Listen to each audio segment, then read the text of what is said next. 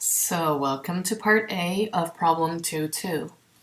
We want to find the probability that n is greater than equal to some value n. So how do we do this? Well, first we say let n be equal to some value that's in the naturals or equal to 0. Then we want to take a look at the probability that big N is greater than equal to this value.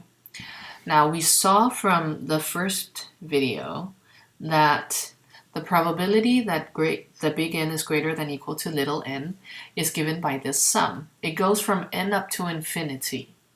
And just in a second, we will plug in the point probabilities that look something like this. But before we just start writing, just take a look at this. When we plug this inside the sum, what do we notice? Well, what we notice is this looks suspiciously like something that's kind of geometric sum-like. So it kind of looks like the geometric sums that we had in chapter 1, just because here we take a number and take it to the power m, for m equal something, something, something, something. The only problem is the geometric sums that we know let the index range from 0 up to a number, or from 1 up to a number. But in this sum, it lets the index go from n up to infinity, so that's a problem for us.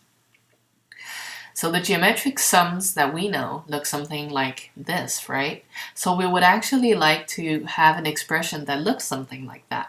Well, how do we do that?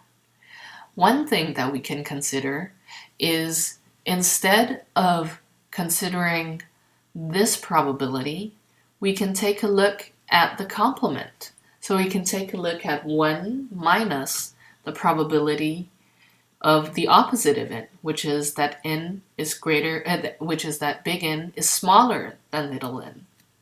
Because then what do we have? Then we have that this is equal to 1 minus, well, we will take the sum of the point probabilities, but for the values m going from 0 up to n minus 1, right? Because this is the probability that big N is strictly less than n. Because now, the nice thing is we can actually plug in our point probabilities and then use the geometric sum formula. So here, let me plug in the point probability.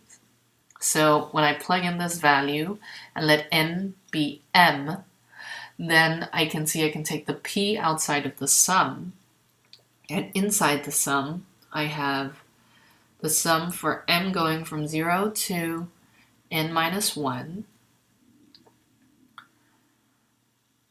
and then the 1 minus p to the m power.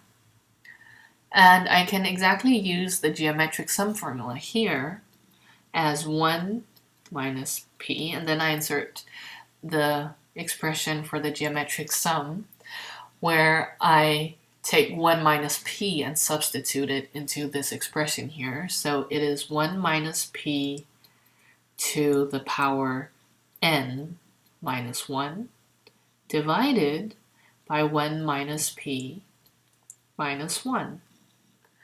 And what do I get?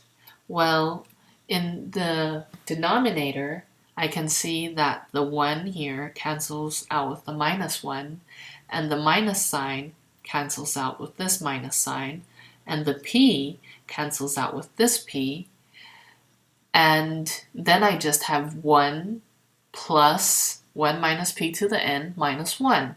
But then the 1 cancels out with the minus 1, and what I am left with is just 1 minus p to the nth. So if those calculations went a bit quick for you, take a piece of paper and try to do them yourself. Well, yeah, now we have it. The probability that n is greater than equal to some value is equal to 1 minus p to the power of that value. Okay, intuitively, why does this make sense? Intuitively, it makes sense because the probability of surviving time n, well, that's just the same as surviving time 1, 2, 3, 4, up to time n. And the survival probability for each year is 1 minus p, as we discussed in the first video. So let us now continue to calculate the hazard rate, which was the second part of A. So now we want to find the probability that n is equal to n, given that n is greater than equal to this value n. Now this is just equal to the probability of the intersection of these two here, divided by the probability of what we condition on. The intersection of these two, well, is actually just n being equal to n, right? So we have the probability of n being equal to n, condition that n is greater than equal to n, is just equal to this divided by the probability of what we condition on. And the probability in the denominator we've already found in the first part of A. That is 1 minus p to the n. And the probability of n being n, well, that is just the point probability, which is given by p multiplied by 1 minus p to the nth. And we can see some stuff cancels out here, and we end up with p.